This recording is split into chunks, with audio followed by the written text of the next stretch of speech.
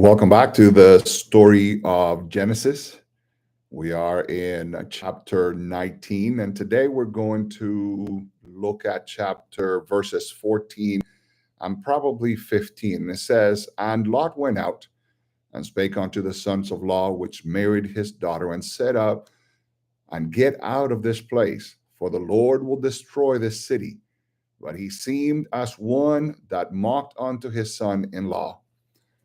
And it says, "And when the morning arose, then the angels hastened Lot, saying, Arise, take thy wife and the two daughters, and which are here, lest thou be consumed in iniquity in the city."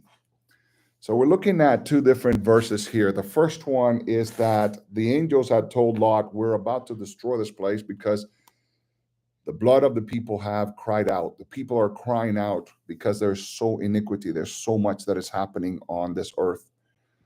And the one part that is so interesting when you look at these two verses is that Lot went out to his daughters and son-in-laws and went and talked to them. And what they did, they mocked them. They laughed at him. They said that you're just delusional. Nothing is going to happen.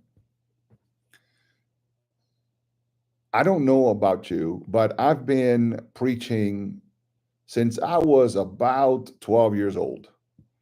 I've been out there talking to people about God. I've been out there talking to people about his soon coming. I've been out there, and many are laughing at me, and many are saying that you don't know what you're talking about. God doesn't exist, some of them say.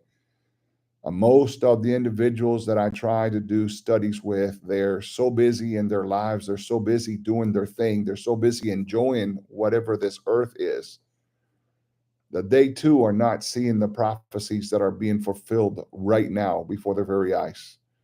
They too are not understanding that decisions have to be made today. So here is Lot. He is set in a place where a day ago, everybody in the city, most of the people in the city were coming in to do some evil things to these two strangers that had come in. He went and he pleaded to his family members to come. And the next morning had come, and he'd only been able to convince his wife and two daughters. He didn't really convince his wife, and we'll talk about that tomorrow. But here we are. They're in the brinks of total destruction. And there's just the two of them. I don't know how you're feeling today. I really don't know where you are in your relationship with God. I don't know what you woke up this morning to do, but the harvest truly is great and the harvesters are few. And today is the day where we cannot just sit back and wait for someone else to do the work. Today is the day where we cannot wait for someone to go talk to our neighbors, to go talk to our coworkers.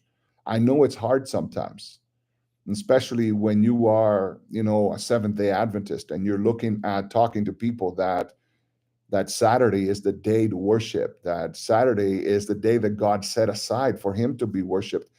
And many individuals are saying, oh, that's the old covenant. We're under the new covenant. We're under grace.